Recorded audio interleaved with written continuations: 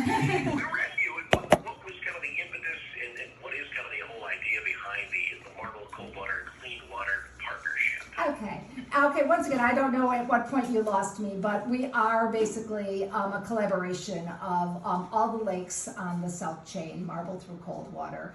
We're partnering with a huge network of technical people like universities, the DNR, conservation districts, whatnot. So we have a lot of technical experts working with us. And the reason why we formed is because residents and lake lovers, on the chain have had concerns over the past few years about the water quality on all of the lakes. They're seeing more algae blooms, more foam. Our crystal clear waters aren't so crystal clear anymore. And then our fishermen are reporting that they're pulling in less fish. And not only that, but the fish are not as large as they used to be. They're coming in with smaller weights year after year. So what we've learned is that these are actually symptoms of excess nutrients. And then we can actually back that up with data that we've collected from the Marble-Coldwater Lake Chain Improvement Board, which is actually a government agency that consists of all the township supervisors and county commissioners and drain commissioner and whatnot. They've actually have employed progressive companies to monitor these waters. And so we have 10 years worth of data that can back up these concerns that residents are seeing. So as we build up, obviously people want to have nice lawns, but there's an impact on some of that too.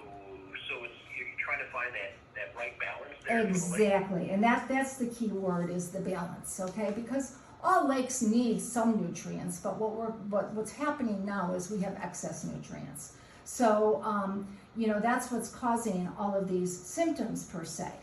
And what we learned is you can't just take a look at the water, you have to take a look at the watershed, okay? And the watershed is basically all of the land surrounding the water, and that's where our rain falls and our snow falls and melts off.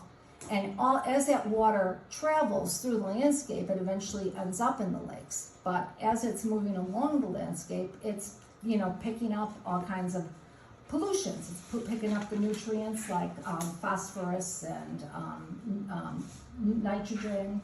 It's picking up bacteria like E. coli. Other pollutants like oils, septic, waste detergents, road salts, all of that eventually ends up in our lakes. And as you mentioned, Ken, we see so many manicured lawns now, so we're not filtering out any of those pollutants as the water's, coming back into the lakes. So we need to concentrate on the land, and everybody has an opinion on what is, causing the problem, including myself. And what we've learned is probably, to some extent, everybody's right, okay? The problems are coming in from numerous sources. And we can guess all we want, and we can all have our opinions on where, we need to take corrective action. But without a watershed management plan, that's all we're doing is guessing, okay? And we can be throwing good money after another and not actually getting to the biggest, problem. So the watershed management plan basically replaces opinions and it puts science in its place, okay? So it's gonna measure the nutrients that are coming in per source. And then it'll give us a roadmap and it'll tell us, okay, if you implement this corrective action, you'll reduce your nutrients by this much. If you, do this one, you'll reduce it by this. And then we can actually prioritize and come up with a roadmap.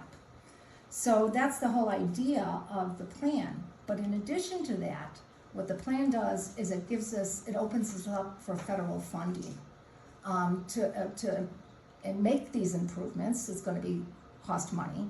But that can be funded through what's known as the Clean Water Act, and these are known as 319 grants. And there's millions of dollars year after year that is giving to these watershed projects. The problem is we can't even apply for that money without a watershed management plan.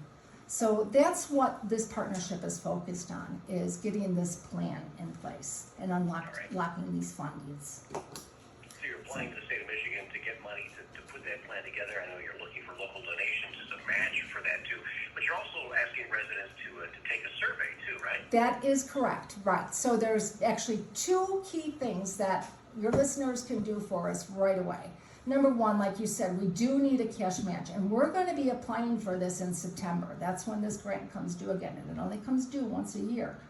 And we know from talking to other lake associations who have applied for this numerous times and did succeed, we know when they finally did succeed what the difference was, and it's the local cash match.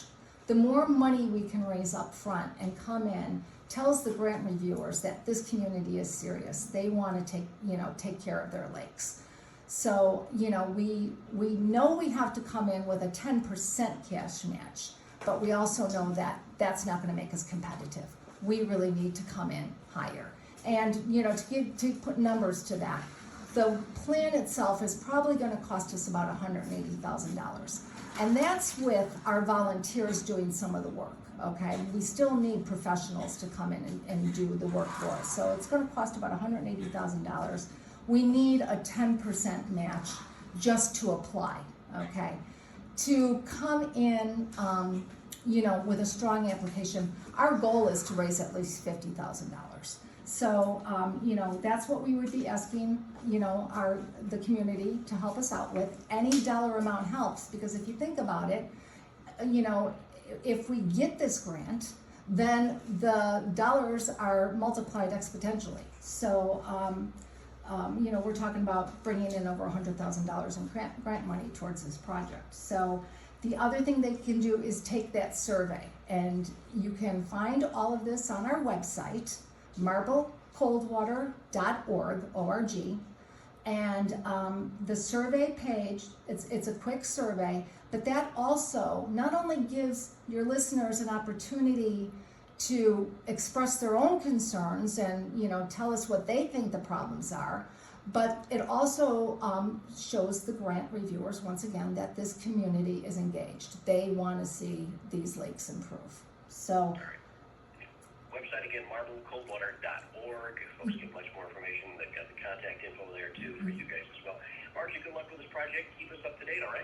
Okay, thank you so much, Ken. Margie Franker with the Marble-Coldwater Clean Water Partnership. They're in partnership with the Branch County Conservation District to apply for this grant coming up in September.